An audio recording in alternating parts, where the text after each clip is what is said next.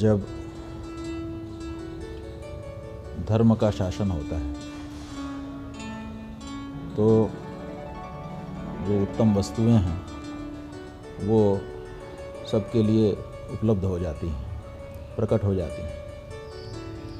और जब अधर्म का शासन आता है तो धीरे धीरे जो उत्तम वस्तुएं हैं वो लुप्त हो जाती हैं। तो एक समय ऐसा आया जब दैवी संस्कृति पर आसुरी संपत्ति ने आक्रमण किया और प्रमाद के कारण दैवी संपत्ति परास्त हुई। असुरों का राज हो गया। असुरों के राज और देवों के राज में अंतर यही है कि देवता अपने लिए नहीं जीते हैं, दूसरों के लिए सोचते हैं, और असुर अपने लिए सोचते हैं, दूसरों का नहीं सोचते। तो जब आसुरी संपत्ति बढ़ गई तो जो उत्तम वस्तुएं हैं वो धीरे धीरे पीछे जा कर के छिप गई। तो जो अमृत है जिसको पी करके देवता सदा बलवान रहते हैं वो भी समुद्र में जा कर के छिप गया।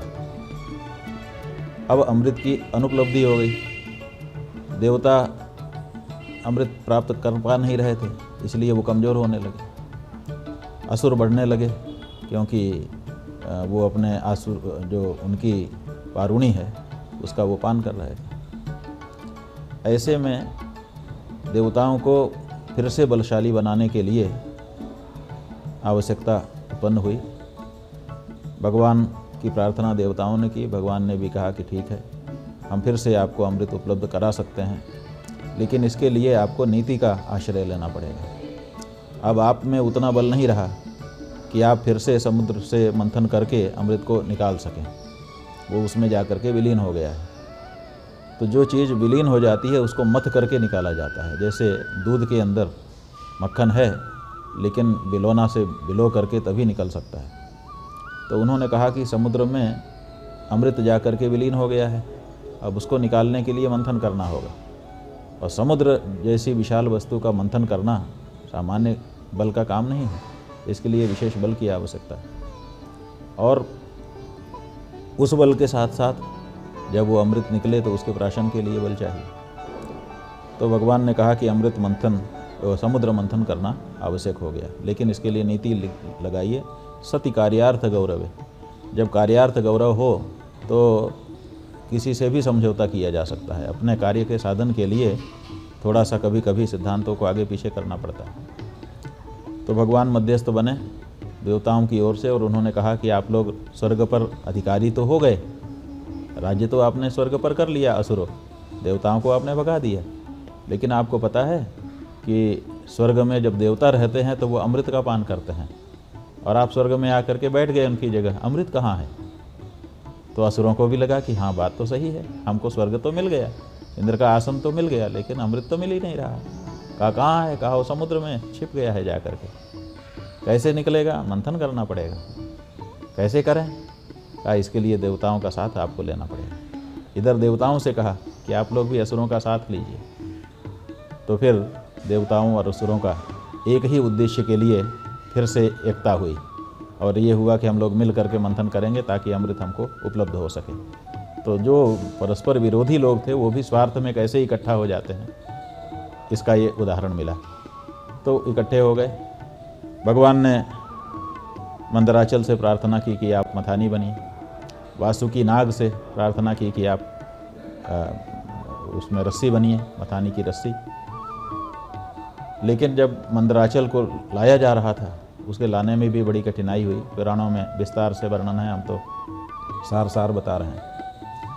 फिर भगवान ने कच्छप रूप धारण किया और नीचे आधार बने, उसके ऊपर मंदराचल खड़ा किया गया, वासुकी नाग की रस्सी बनी, और फिर असुरों और देवताओं ने मिल करके मंथन शुरू किया। एक तरफ देवता लगे, एक तरफ असुर लगे, मंथन हुआ, कई रत्न निकले और अंत में धन्वंतरी भगवान अमृत का कलश लेकर के बाहर आए।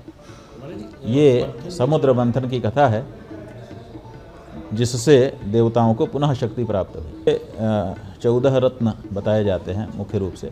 वैसे तो बताया जाता है, कहीं कहीं पुराणों में ऐसा भी वक्तव्य आता है कि जो भी रत्न हैं पृथ्वी में वो सब उसी समय मंथन से ही निकले थे, लेकिन उनमें से भी 14 प्रमुख बताया जाता है और उन 14 में भी सबसे प्रमुख लक्ष्मी जी।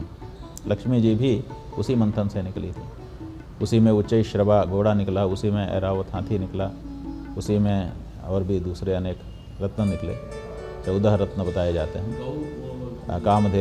कामधेनु भी उसी से प्रादुर्भूत हुई। तो ये सब वहाँ से निकले और निकल करके आज भी अमृत हम लोगों को प्रदान कर रहे हैं। ये बात सही है कि दोनों इसी समझ से और इसी अनुबंध पर मिल करके मंथन कर रहे थे कि अमृत अगर निकलेगा तो हम लोग उसको प्राप्त करेंगे। लेकिन ऐसा होता है कि जब कोई वस्तु बहुत दिन से चाही गई हो और अचानक वो उपलब्ध हो जाए तो धैर्य व्यक्ति का नहीं रहता है। तो इनका धैर्य टूट गया। विशेष करके जो असुर थे उनको आकांक्षा अधिक थी। देवता तो अमृत प्राशन करते ही थे, उनकी तो आवश्यकता थी, लेकिन इनकी तो इच्छा थी। तो इसलिए छीना झपटी शुरू हुई। और वो छीना झपटी ऐसे शुरू हुई कि जो इंद्र का पुत्र जयंत है वो लेकर के कलश को भागा और दोनों लोग झपट रहे थे और वो लेके भागा जा रहा था। तो उसी में से 4 स्थानों पर बूंदें छलक गईं, जिन्हें आज कुंभ पर्व जहाँ पर आयोजित होता है और वहाँ अमृत तत्व की प्राप्ति होती है, ऐसा माना जाता है।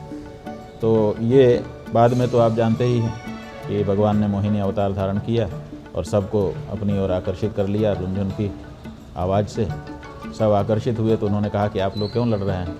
अमृत के लिए लड़ रहे हैं। कहा ऐसे थोड़े होगा, झगड़ा करने से तो छलक करके गिर जाएगा। 4 जगह गिर चुका है और 14 जगह गिरेगा तो कलश खाली हो जाएगा, तो आप लोग तो कभी अमृत नहीं प्राप्त कर सकेंगे। तो ये देवता और असुर दोनों लड़ते रहेंगे और मनुष्यों को अमृत मिल जाएगा। तो इसलिए आप लोग क्या चाहते हैं, यही हो? तो लोगों ने कहा नहीं, हम ये नहीं चाहते हैं, हम अपने लिए चाहते हैं। तो कहा आप अपने लिए अगर चाहते हैं तो फिर किसी को मध्यस्थ बनाइए। आपसे बढ़िया मध्यस्थ कौन होगा? इतनी बढ़िया सीख आपने दी है, आप ही मध्यस्थ बन जाइएगा। हम बन जाएंगे, लेकिन हम जैसा कहेंगे वैसा करना पड़ेगा। ठीक है। तो सब लोगों को पंक्ति से बैठा दिया। कहा भाई देवता और असुर आप दोनों हो, जो कमज़ोर होता है पहले माता पिता जब परोसते हैं तो उनको परोसते हैं। तो पहले हम देवताओं को पिला दें, क्योंकि ये आपसे कमज़ोर हैं। आप लोग तो राज्य पर इस समय काबिज हैं, इनके पास राज्य है नहीं, तो ये कमज़ोर हैं, इसलिए पहले इनको पिला देते हैं, फिर आपको पिलाएंगे आराम से। कहा ठीक है। तो देवताओं को पिलाने लगे और उसी में एक असुर राहु, जो बाद में राहु केतु के रूप में प्रसिद्ध हुआ, वो जा कर के सूर्य और चंद्र के मध्य में बैठ गया और पकड़ा गया।